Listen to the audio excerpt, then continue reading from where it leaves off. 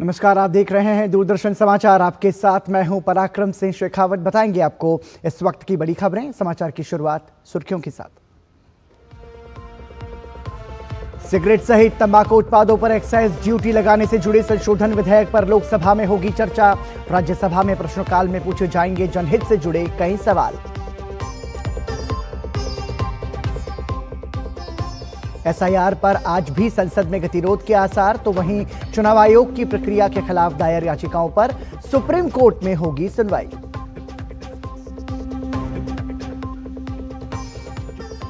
काशी में फिर गूंजेगी तमिल संस्कृति। काशी तमिल संगमम 4.0 की शुरुआत आज से। तमिलनाडु से लगभग 1,500 प्रतिनिधि होंगे शामिल।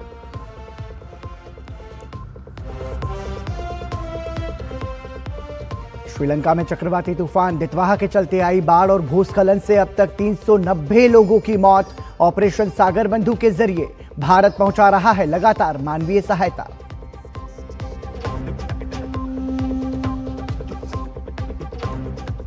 और रूस यूक्रेन संघर्ष को समाप्त करने के कूटनीतिक प्रयास तेज। अमेरिका के विशेष दूत स्टीव विटकॉफ आज पुतिन से करेंगे मुलाकात। कई महत्वपूर्ण बिंदुओं पर हो सकती है चर्चा।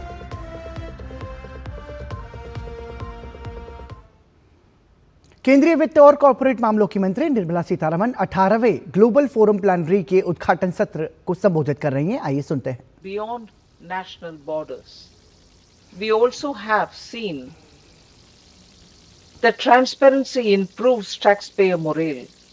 When people have confidence that system is fair and rules are applied consistently, voluntary compliance strengthens. This connection between transparency and public trust is vital, both nationally and internationally. Another strength of this forum has been its inclusive approach. Jurisdictions at different levels of development with different administrative capacities have found space within this cooperative framework. Capacity building, exchange of experiences, and training of the manpower have proved essential. India has been pleased to contribute through dialogue and technical collaboration to efforts that help jurisdictions deepen their implementation and make effective use of exchanged information. The goal must be that all jurisdictions are able to participate fully and comfortably within this international framework. Within India, we have sought to integrate exchanged information with broader analysis of compliance and risk. Increasingly, the potential of technology and artificial intelligence offers us the opportunity to make sense of information in more timely and efficient ways. But the key is, it is judgment, responsibility, and an unwavering respect for procedure. Innovation must always walk hand in hand with accountability. It is that balance which gives systems strength and credibility. Looking ahead, there are new challenges that call for joint action. The digitalization of the economy, the emergence of new financial products, and evolving structures of beneficial ownership require continued cooperation between jurisdictions. Confidentiality and cybersecurity must also be maintained with great care. These are not challenges that any one country can address alone. They demand coordination, trust, and timely exchange of relevant information. Trust is the foundation on which this forum has been built, and trust between nations has economic value. Where trust exists, cooperation becomes easier, investments grow, and economic relationships become more stable. In a global economy where interdependence is a fact of life, stable and trusted relationships between jurisdictions are indispensable.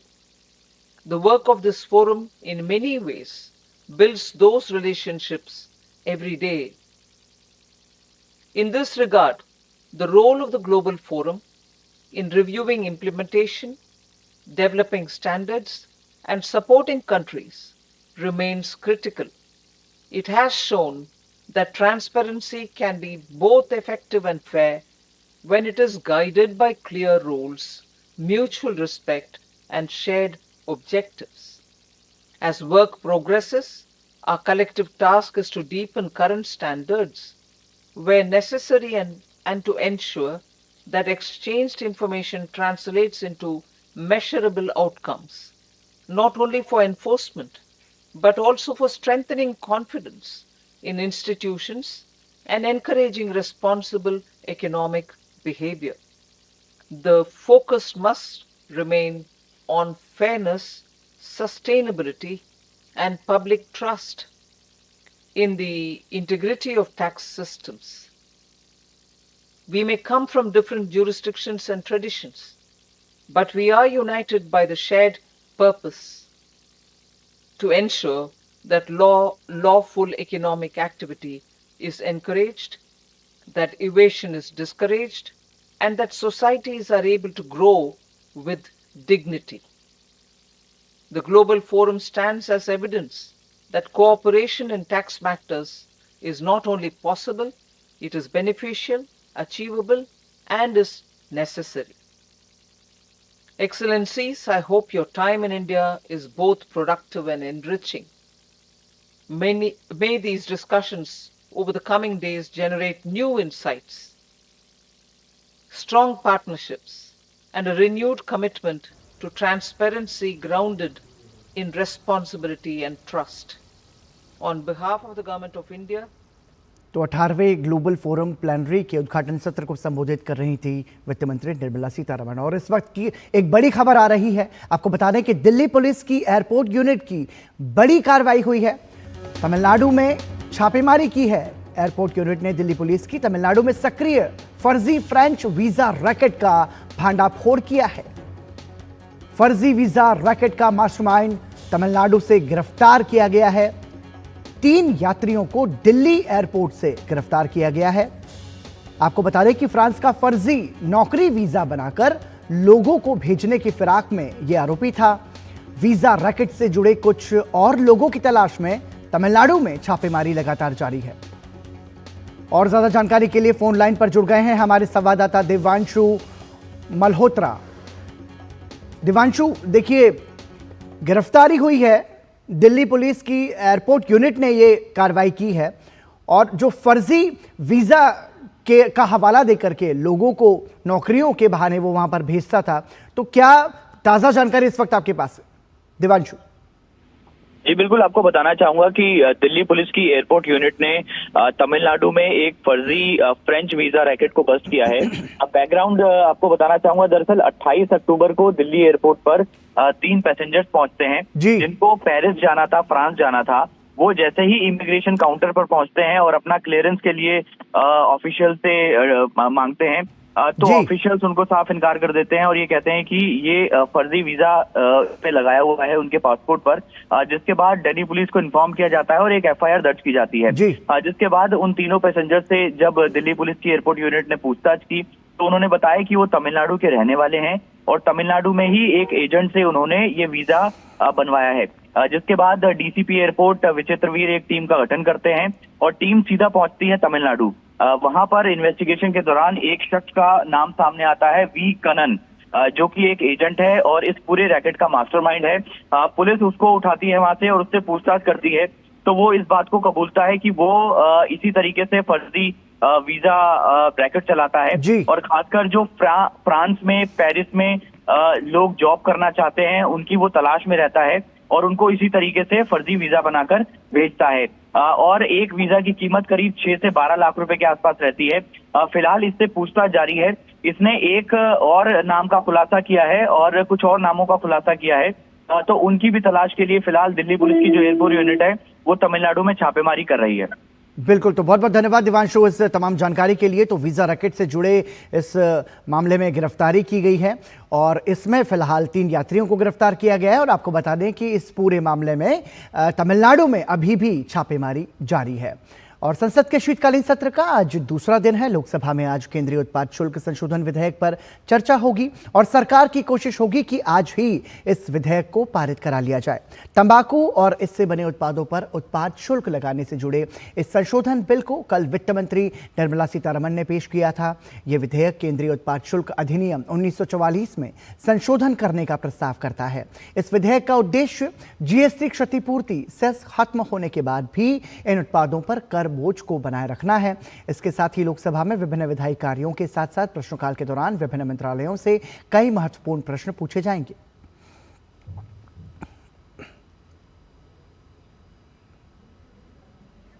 वहीं राज्यसभा की कार्यसूची की बात की जाए तो आज उच्च सदन में कई अहम विधायी कार्यसूची बद्ध है। राज्यसभा में विभिन्न समितियों से संबंधित प्रतिवेदन पेश किए जाएंगे। साथ ही पर्यावरण, वन एवं जलवायु परिवर्तन मंत्री भूपेंद्र यादव जल प्रदूषण की रोकथाम और नियंत्रण संशोधन अधिनियम 2024 को मणिपुर में अपनाए जाने के संबंध में एक संकल्प पेश करेंगे। इसके साथ ही प्रश्नकाल के दौरान कई महत्वपूर्ण प्रश्न पूछे जाएंगे। वहीं सुप्रीम कोर्ट में भी आज एसआईआर से जुड़ी याचिकाओं पर सुनवाई होनी है। सुप्रीम कोर्ट आज केरल और बिहार में एसआईआर से जुड़ी याचिकाओं पर सुनवाई करेगा। केरल में एसआईआर के खिलाफ सीपीआई की याचिका पर सुप्रीम कोर्ट में सुनवाई होगी। दरअसल केरल सरकार ने स्थानीय निकाय चुनावों के कारण एसआईआर को टालने की मांग की है। मामले पर प्रधान न्यायाधीश सूर्यकांत और जस्टिस जोय माल्या बागची की पीठ सुनवाई कर रही है। वहीं बिहार में चुनाव आयोग द्वारा चलाई गई एसआईआर प्रक्रिया के खिलाफ दायर याचिकाओं पर सुप्रीम कोर्ट सुनवाई जारी रखेगा। गौरतलब है कि सुप्रीम कोर्ट में कई याचिकाएं लंबित हैं जिनमें एसआईआर प्रक्रिया की संवैधानिकता को चुनौती दी गई है। पश्चिम बंगाल में स्पेशल इंटेंसिव रिवीजन यानी एसआईआर को लेकर आज सियासी टकराव अपने चरम पर पहुंच गया। भाजपा ने 1.25 करोड़ एंट्रीज में गड़बड़ी का आरोप लगाया तो दूसरी तरफ टीएमसी समर्थकों का विरोध सीईओ दफ्तर के बाहर हंगामे में बदल गया। इसी बीच सीएए के पात्र प्रवासियों की याचिका पर सुप्रीम कोर्ट ने केंद्र को नोटिस जारी किया है। ये रिपोर्ट देखिए। पश्चिम बंगाल में चल रहे स्पेशल इंटेंसिव रिवीजन एसआईआर के दौरान अनियमितताओं के आरोपों को लेकर राजनीतिक हलचल तेज हो गई है। बीजेपी ने सोमवार को आरोप लगाया कि 26 से 28 नवंबर के बीच मतदाता सूची में दर्ज की गई करीब 1 करोड़ 25 लाख प्रविष्टियों में भारी गड़बड़ियां हुई हैं। नेता प्रतिपक्ष शुभेंदु अधिकारी और बीजेपी विधायकों के एक प्रतिनिधिमंडल ने मुख्य निर्वाचन अधिकारी मनोज कुमार अग्रवाल से मुलाकात कर विस्तृत शिकायत सौंपी। शुभेंदु अधिकारी ने गंभीर आरोप लगाते हुए कहा कि राजनीतिक कंसल्टेंसी एजेंसी आईफैक्ट डेटा एंट्री प्रक्रिया में दखल दे रही है। बीजेपी की मांग है कि 26 से 28 नवंबर के बीच हुई सभी प्रविष्टियों की विशेष प्रेक्षकों और चुनाव आयोग की तकनीकी टीम से जांच व ऑडिट कराया जाए ताकि चुनावी प्रक्रिया की पारदर्शिता सुनिश्चित हो सके। ये कोई बीएलओ नहीं है। किस तरीके से मीडिया का साथ व्यवहार ममता की पुलिस किया, अब देख लिया। चुनाव आने वाला है, इस बार पश्चिम बंगाल की जनता ये लोग को उखाड़ के फेंकेगी। मुख्य निर्वाचन अधिकारी मनोज अग्रवाल से सीईओ कार्यालय में मुलाकात के बाद शुभेंदु अधिकारी के नेतृत्व में विधायकों का प्रतिनिधिमंडल जब बाहर निकला, उसी दौरान टीएमसी समर्थक बीएलओ अधिकार रक्षा कमेटी के मंच से सीईओ कार्यालय के सामने पहुंच गए। उन्होंने वहां लगे बैरिकेड तोड़ने की कोशिश की और शुभेंदु अधिकारी और भाजपा विधायकों पर अभद्र टिप्पणी की। शुभेंदु अधिकारी ने जब चुनाव आयोग के ऑफिस में बीजेपी एमएलए को लेके सीईओ मनोज कुमार अग्रवाल से भेंट करने के लिए आए, तभी यहाँ पे टीएमसी के सपोर्टर बीएलओ विरोध दिखा रहे हैं। इसी तरह चलते हुए यहाँ का जो माहौल है फिर एक बार यहाँ का पारा चढ़ गया। इस बीच कांग्रेस नेता अधीर रंजन चौधरी भी बीएलओ से मुलाकात करने पहुंचे। उन्होंने आरोप लगाते हुए कहा कि राज्य में बीएलओ काम नहीं कर रहे हैं, बल्कि सत्तारूढ़ पार्टी के कार्यकर्ता ही बीएलओ बनकर काम कर रहे हैं। ममता बनर्जी खुद प्रेशर क्रिएट कर रही है और ममता बनर्जी ने खुद धमकी दिया कि देखिए ज्यादातर बीएलओ ऑनेस्ट हैं, वो चाहते हैं कि अपनी रूल्स एंड रेगुलेशन को मानते हुए वो काम करें। लेकिन जब स्टेट के मुख्यमंत्री मंच से खुले मंच से बोल रहे हैं कि आप याद रखिए आप सरकारी मुलाजिम हैं और आपको काम करना पश्चिम बंगाल सरकार के ही अंडर में है, तो कौन नहीं डरेगा। बीएलओ थे नहीं वहाँ, सत्तारूढ़ पार्टी के सारे कार्यकर्ता थे वहाँ, तो सरकार उनके है, रास्ता उनके है, पुलिस बल उनके है, तो उनको तो बड़ी जमाई की आधार से उनको पार किया जाएगा। इस बीच प्रदर्शन के पीछे तृणमूल का हाथ होने का एक और सबूत मिला है। प्रदर्शन में हिस्सा लेने पहुंचे तृणमूल के नेतृत्व वाले राज्य सरकारी कर्मचारी फेडरेशन के संयोजक प्रताप नायक से जब पूछा गया कि आज कांग्रेस भी आई थी लेकिन उनके खिलाफ प्रदर्शन नहीं किया गया, केवल भाजपा को ही क्यों निशाना बनाया जा रहा है, तो इस पर वो कुछ जवाब नहीं दे सके। जो बीएलओ अधिकार कमेटी का कन्वीनर है वो बोल सकते हैं परमिशन हुआ कि नहीं हुआ। अगर परमिशन नहीं होता तो पुलिस हम लोग को यहाँ से हटा देता। जो बीएलओ हैं उन लोग के पास खड़ा होने के लिए हम लोग आए हैं। इस बीच चुनाव आयोग ने पश्चिम बंगाल में 2208 बूथों पर वितरित किए गए एन्यूमरेशन फॉर्म का संग्रह नहीं होने पर रिपोर्ट तलब की है। नागरिकता संशोधन कानून के तहत भारतीय नागरिकता के लिए पात्र प्रवासियों की ओर से दायर याचिका पर सुप्रीम कोर्ट ने केंद्र सरकार को नोटिस जारी किया है। ब्यूरो इनपुट के साथ विकास सारथी और सौरभ दत्ता की रिपोर्ट, डीडी न्यूज। यहाँ रुकेंगे एक छोटे से ब्रेक के लिए, आप बने रहिए हमारे साथ।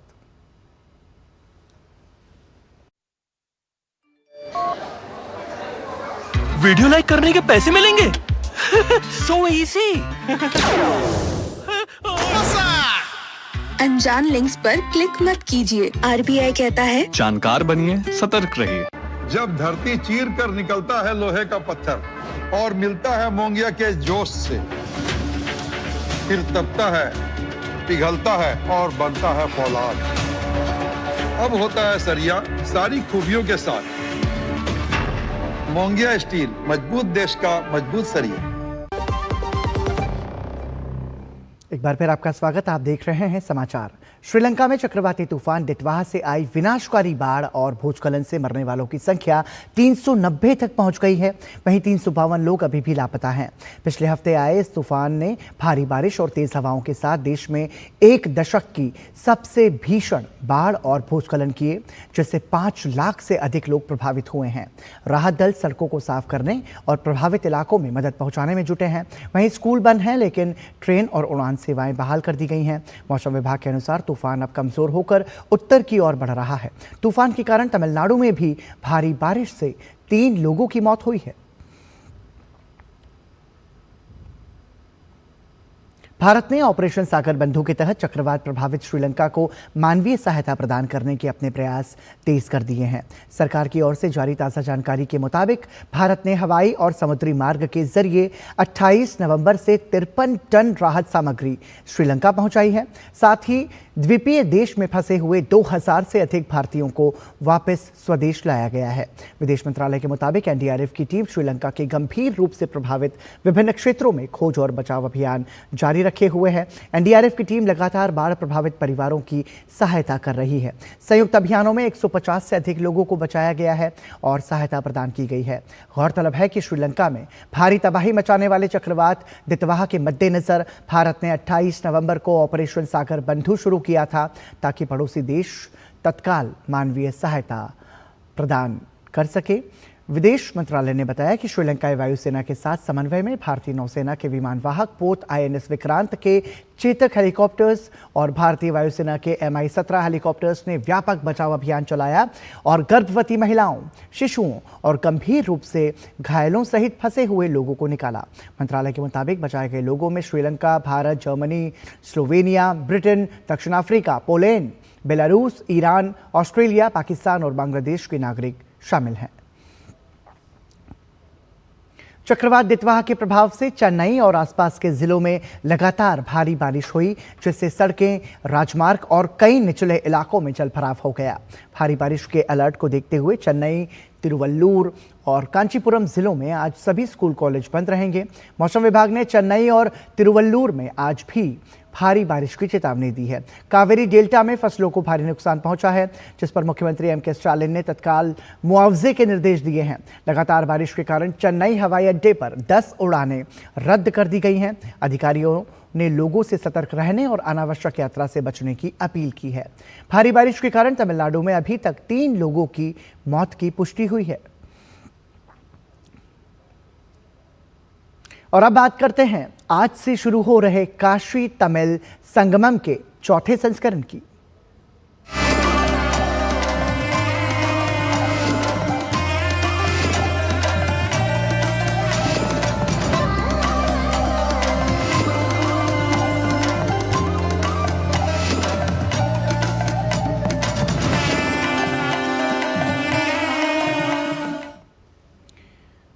काशी के नमो घाट पर आज से काशी तमिल संगमम 4.0 का शुभारंभ हो रहा है, जो उत्तर और दक्षिण भारत की सांस्कृतिक निकटता को और मजबूत करने का प्रतीक बन गया है। इस बार आयोजन की थीम तमिल करकलाम यानी तमिल सीखें रखी गई हैं, जो भाषा और परंपरा के आदान प्रदान को नया आयाम देती है।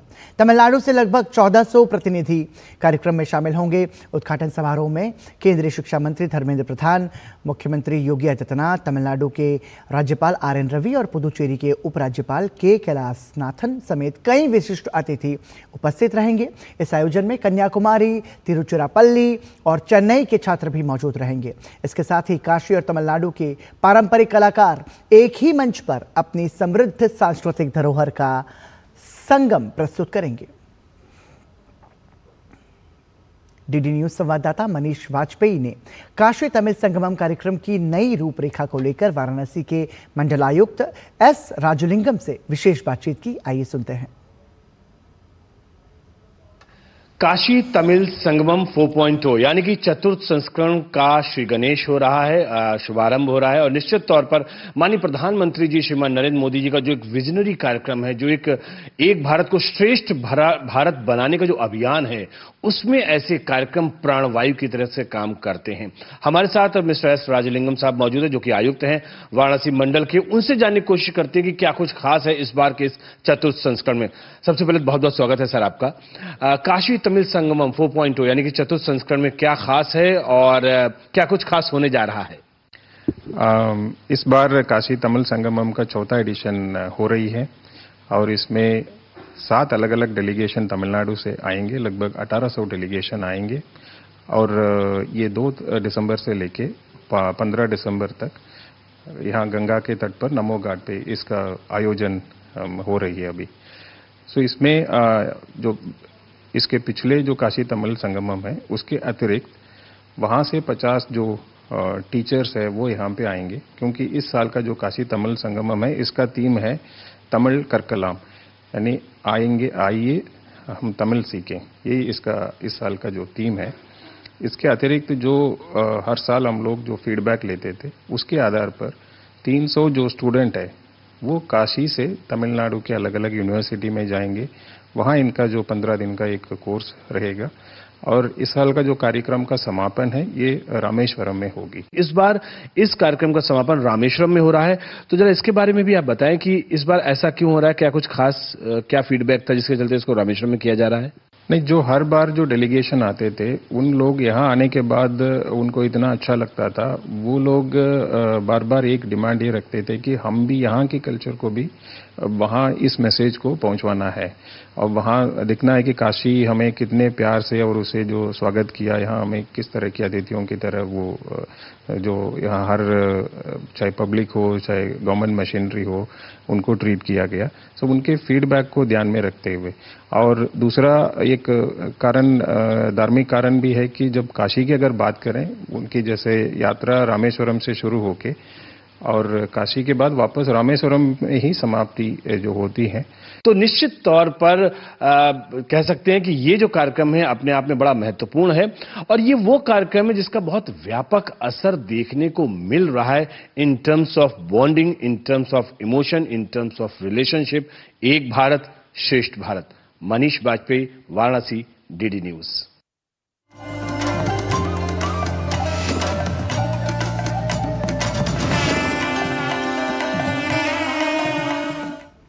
और यहाँ रुक रहे हैं एक और छोटे से ब्रेक के लिए। आप देखते रहिए डीडी न्यूज। कौन है जो जोड़े देश को? विकसित भारत का विकसित भारत। जब धरती चीर कर निकलता है लोहे का पत्थर और मिलता है मोंगिया के जोश से, फिर तपता है, पिघलता है और बनता है फौलाद। अब होता है सरिया सारी खूबियों के साथ। मोंगिया स्टील, मजबूत देश का मजबूत सरिया। ब्रेक के बाद एक बार फिर आपका स्वागत। रूस यूक्रेन संघर्ष को समाप्त करने के कूटनीतिक प्रयास तेज हो गए हैं। अमेरिका के विशेष दूत स्टीव विटकॉफ आज मॉस्को में रूस के राष्ट्रपति व्लादिमीर पुतिन से मुलाकात करेंगे। यात्रा से पहले व्हाइट हाउस की प्रेस सचिव कैरोलाइन लेविट ने बताया कि वॉशिंगटन किसी समझौते तक पहुंचने को लेकर बेहद आशावादी है। उनकी ये टिप्पणी ऐसे समय आई है जब यूक्रेन के राष्ट्रपति ज़ेलेंस्की ने पेरिस में फ्रांस के राष्ट्रपति इमैनुअल मैक्रों से मुलाकात कर कई महत्वपूर्ण बिंदुओं पर चर्चा की। इससे पहले अमेरिकी विदेश मंत्री मार्को रूबियो और स्टीव विटकॉफ ने रविवार को फ्लोरिडा में यूक्रेनी प्रतिनिधिमंडल के साथ बातचीत की थी। अमेरिकी राष्ट्रपति ट्रंप द्वारा प्रस्तावित 28 सूत्रीय शांति वार्ता योजना पेश की गई थी, जिस पर रूसी राष्ट्रपति पुतिन ने कहा था कि अमेरिकी शांति योजना भविष्य के समझौतों का आधार बन सकती है।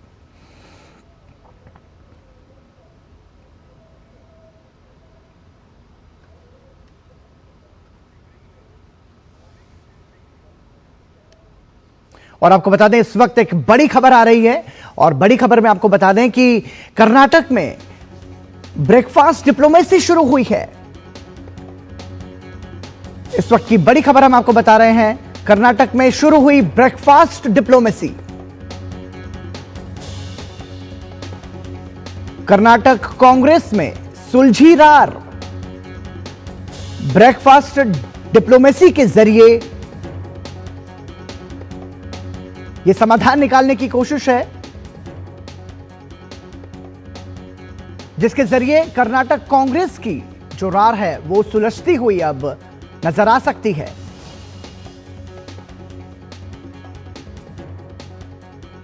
तो ब्रेकफास्ट डिप्लोमेसी के जरिए यह कोशिश की जा रही है। मुख्यमंत्री सिद्धरामैया पहुंचे हैं उप मुख्यमंत्री के आवास पर। सत्ता को लेकर के जो कर्नाटक में घमासान मचा हुआ है उसको ब्रेकफास्ट डिप्लोमेसी के जरिए सुलझाने की कोशिश की जा रही है। हमारी सहयोगी ज्योति हमारे साथ जुड़ चुकी है ज्यादा जानकारी के लिए। ज्योति, ये ब्रेकफास्ट डिप्लोमेसी जो है हम समझना चाहेंगे कि कैसे इसके जरिए कांग्रेस की जो रार है वो सुलझाने की कोशिश की जा रही है। इतने दिनों तक कांग्रेस में डिनर पॉलिटिक्स बहुत ही चर्चा हो रही थी। जब से सीएम सिद्धरामैया डीके शिवकुमार को उनके घर में एक ब्रेकफास्ट मीटिंग में बुलाए, उसके बाद second round of breakfast meeting चल रहा है सीएम सिद्धरामैया और उप मुख्यमंत्री डीके शिवकुमार के साथ। अभी अभी सीएम सिद्धरामैया उप मुख्यमंत्री डीके शिवकुमार के घर पहुंचे हैं, तो थोड़ी देर तक उनके बीच बातचीत होगी। तो जब से नवंबर 20 हुआ है, ये 22 साल का जो एग्रीमेंट है सीएम सिद्धरामैया और डीके शिवकुमार के बीच की, जो बहुत ही चर्चा हो रही है यहाँ पे राजनीति की वलय में। तो ये एक विचार है हाईकमांड के लिए, कांग्रेस हाईकमांड के लिए सरदर्द का विचार बन चुका है।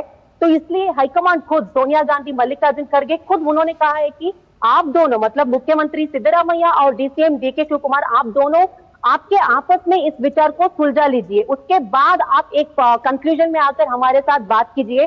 तो इसलिए शनिवार सीएम सिद्धरामैया जी ने डीके शिवकुमार को ब्रेकफास्ट मीटिंग में बुलाए थे। उसके बाद उन्होंने प्रेस मीट किया। उन्होंने कहा कि हम दोनों के बीच कोई भी मतभेद नहीं है, हम दोनों एकजुट है, हम ब्रदर्स जैसे है, भाई भाई जैसे, कुछ भी है हम दोनों मिलकर करेंगे काम, हमारे आपस में कुछ भी मतभेद नहीं है। लेकिन आज ये second round of breakfast meeting हो रहा है, पता नहीं इसमें क्या विचार हो जाएगा, कितने विचार का चर्चा हो जाएगा, लेकिन अभी तक कंक्लूजन पे नहीं आए हैं हाईकमांड इस मामले को लेकर, पावर शिफ्टिंग के मामले को लेकर। नवंबर 20 से यही मामला चलती आ रही है। डीके शिवकुमार की जो सपोर्टर्स है वो दिल्ली परेड लगा रहे हैं कि वो कह रहे हैं कि 4 बीचों की दीवारों के बीच जो बात हुई है पावर शिफ्ट होनी चाहिए एग्रीमेंट के तहत, 22 साल की एग्रीमेंट के तहत आपको डीके शिवकुमार को ही पावर देनी चाहिए। तो इसलिए अभी ये बात हो रही है। और यहाँ पे सिद्धरामैया के सपोर्टर जो कहते हैं यहाँ पे नायकत्व की बदलाव की कोई विचार ही, चर्चा ही नहीं होता है। सीएम सिद्धरामैया ही अगले 2.5 साल तक भी वही सीएम बनकर रहेंगे। लेकिन इस बार मामला बहुत गंभीर हो चुका है। डीके शिवकुमार के जो सपोर्टर्स है, not only DK Shivakumar supporters, Swami ji जो है वो भी डीके शिवकुमार के लिए बल्लेबाजी कर रहे हैं। सब लोग अभी पता नहीं ब्रेकफास्ट मीटिंग होने के बाद क्या बात करेंगे, वही बात दोहराएंगे कि हाईकमांड का डिसीजन ही फाइनल है, हम दोनों के बीच कुछ भी मतभेद नहीं है। लेकिन दाल में कुछ काला तो जरूर नजर आ रहा है, कुछ तो चल रहा है पावर शिफ्टिंग के बारे में, क्योंकि ये एक ब्रेकफास्ट मीटिंग में ये कुछ हल नहीं आया है, कंक्लूजन पे नहीं आए हैं वो लोग। अभी भी और एक ब्रेकफास्ट मीटिंग 2.0 चल रहा है। तो इसके बाद सीएम और डीसीएम प्रेस ब्रीफ करेंगे। अब देखना होगा कि ये मसला कैसे सुलझता है। हालांकि डीके शिव कुमार को जिस तरीके से हम सुनते हुए हैं इसके पहले कि दिल्ली हमारा मंदिर है, हम वहां जाकर के बातचीत करेंगे और जो कहा गया था वो होना चाहिए। बहरहाल अब ये देखना होगा कि क्या ये ब्रेकफास्ट डिप्लोमेसी के जरिए ये मामला सुलझता है। बहुत बहुत धन्यवाद ज्योति तमाम जानकारी के लिए। तो कर्नाटक की ताज़ा जानकारी हमारे सहयोगी ज्योति दे रही थी और डीके शिव कुमार के घर पे ब्रेकफास्ट डिप्लोमेसी चल रही है। बहरहाल देखेंगे आने वाले समय में क्या होता है। और इसी के साथ समाचार में अभी के लिए इतना ही। दीजिए अनुमति। नमस्कार।